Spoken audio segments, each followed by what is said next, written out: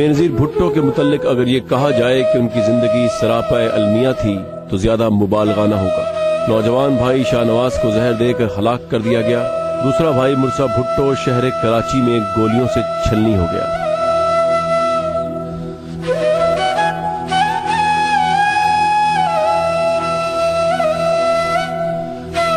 خود بینظیر بھٹو پہلے 1980 کی دہائی اور پھر 1999 سے 2007 تک جلا وطنی میں رہیں اور ان کی کوئی بھی حکومت اپنی مدت پوری نہ کر سکی۔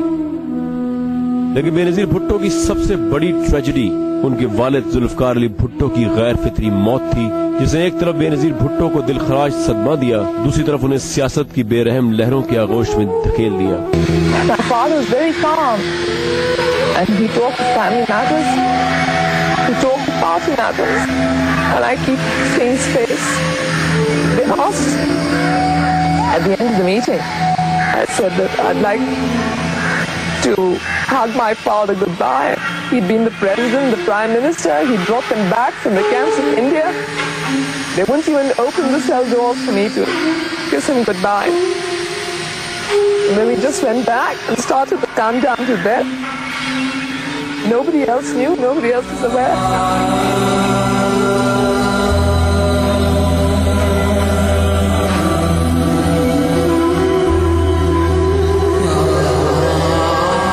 ذوالفقار علی بھٹو کی موت غیر جمہوری ماحول میں کیے گئے ایک عدالتی فیصلے کی مرہون منت تھی۔ ناقدین کے نزدیک یہ پھانسی ایک شخص کی نہیں بلکہ جمہوریت کو دی گئی پھانسی تھی، جس نے ملک کو اگلے 11 سال کے لیے ایک وحشت زدہ آمریت کے چنگل میں جکڑ دیا۔ جماعت اسلامی کے سوا تمام سیاسی پارٹیز پر پابندی عائد کر دی گئی۔ کہتے ہیں کہ پیپلز پارٹی کے کارکنوں پر شاہی قلعہ لاہور میں اور سرعام مارشل لائی تشدد ہوا۔ خلق خدا کی آواز دبائی گئی، مگر اس دور میں بھی حبیب جالب جیسے فلاسفر اشعار سے جہاد کرتے رہتے اور سرعام ڈنڈوں سے پٹتے رہتے تھے۔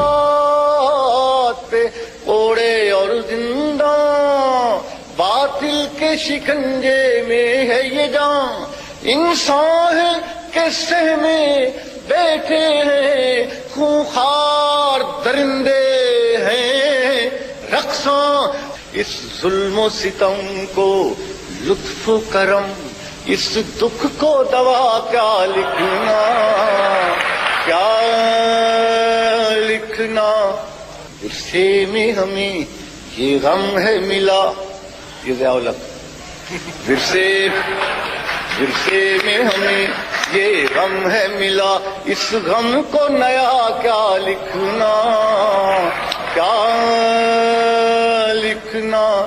ظلمت کو ضیا، ظلمت کو ضیا، سر سر کو صبا، بندے کو خدا کیا لکھنا۔ بینظیر بھٹو کی جدوجہد کا آغاز یہاں سے ہوتا ہے۔ 1980 کی دہائی میں انہیں جلا وطنی کاٹنی پڑی۔ What do you mean having me out of the way? How am I out of the way? Out of Pakistan.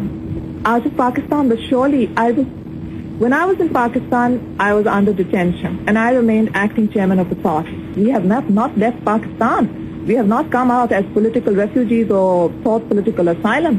We are Pakistanis and we'll go back to Pakistan. That's our homeland. That's where we live and that's where we'll die. 10 April 1986 کا دن Pakistan Peoples party کی تاریخ کا ایک احساس دن تھا کہ جب ذوالفقار علی بھٹو کی بیٹی باغی بن کر جنرل ضیاء الحق کے پاکستان آئیں اور عوام کے لرزا دینے والے استقبال نے ضیاء الحق کے مارشل لا کو لرزا دیا۔ Benazir Bhutto today challenged you before leaving Karachi to an election showdown. Could you please give us your reaction? Chivalry forbids me to challenge a lady.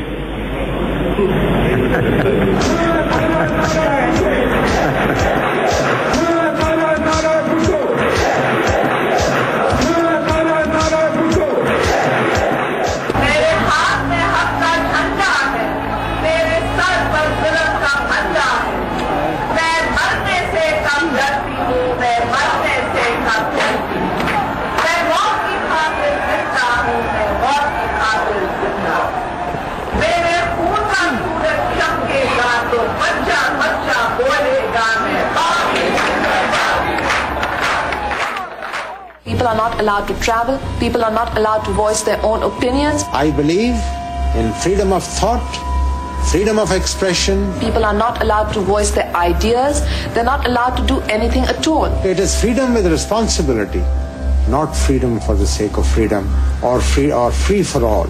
What I am sitting and doing right now in this drawing room is a crime under martial law regulation.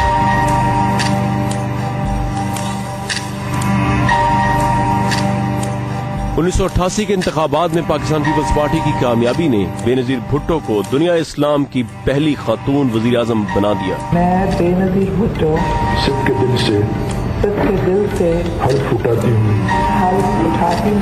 کہ میں مسلمان ہوں اللہ تعالیٰ کی وحدت.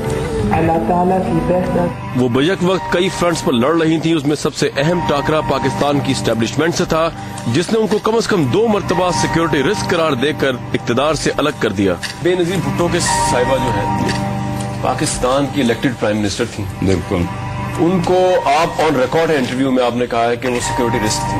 آپ چھوڑے general Mirza Aslam بھائی کیا کہتے ہیں, آپ کا انٹرویو ریکارڈ پہ ہے. جی 36% ووٹ جس کو پاکستان کی عوام دے وہ سیکورٹی رسک ہے برگیڈیئر امتیاز صاحب کے لیے. آپ کو حق کس نے دیا ان کو سیکورٹی رسک قرار دینے کا, اور کیا گراؤنڈ ہے جن پہ آپ کہتے ہیں سیکورٹی رسک؟ میں نے آپ کو صرف یہ کہا ہے کہ اب میری یہ فالٹ ہے کہ میں نے بلائنڈ فیتھ کیا اپنی ملٹری لیڈرشپ, بس. اس سے انہوں نے آپ سے کہا کہ وہ سیکورٹی رسک ہے, یعنی پاکستان کی آرمی نہیں بات بے نظیر بھٹو کو سیکورٹی رسک سمجھتی تھی. آج ex army chief of staff general Aslam Beg نے بے نظیر کو سیکورٹی رسک سے کلیئر کر دیا, اور پاکستان تو اس لیے آپ کریں گے. اگر وہ نہ کرتے تو آپ نہ کرتے. نہیں بات یہ ہے میں آپ کا بریگیڈ صاحب آپ کو کوئی شعور نہیں ہے. آپ بریگیڈ آپ کو کوئی شعور نہیں ہے. آپ کو وہ سیکورٹی رسک لگتی تھی یا نہیں لگتی تھی؟ ضمیر میں سیکورٹی رسک پارشلی لگتا تھا. وہ تھی کیوں؟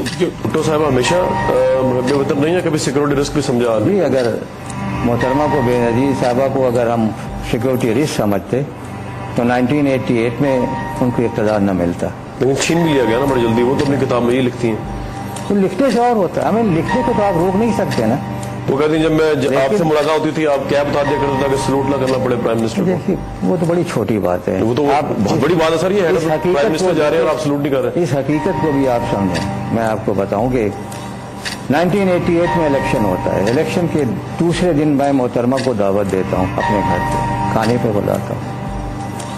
She was not declared as the future prime minister. She was not even called. ان کو بلایا بھی نہیں گیا تھا کہ آپ آگے حکومت بنائیں. صرف میرا مقصد یہ تھا کہ فوج کے ہاتھوں ان کے والد کو پھانسی دی گئی. میں وہ جو خدشات جو ایک دوسرے کے خلاف جو تحفظات ہوتے ہیں اس کو میں دور کرنا چاہتا ہوں. میں کہتا رہا کہ پتہ نہیں مجھ سے کیا کون سی غلط بات ہو گئی ہے کہ محترمہ کو یہ ہوا ہے. بے نظیر بھٹو کی آصف علی زرداری سے شادی بھٹو خاندان کے لیے وہ ایک ایسا خوشی کا لمحہ تھا جو ذوالفقار علی بھٹو کی پھانسی کے بعد شاید بہت عرصے بعد انہیں نصیب ہوا.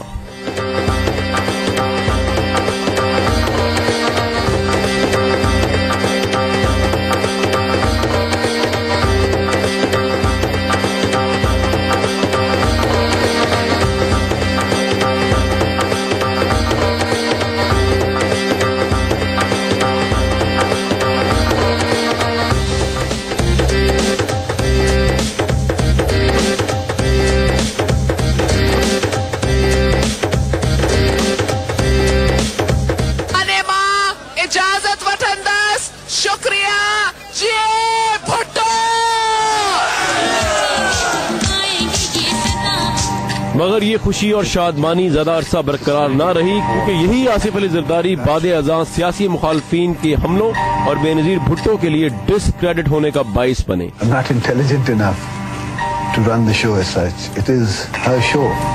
It's just that the opposition always needs something to hit us with.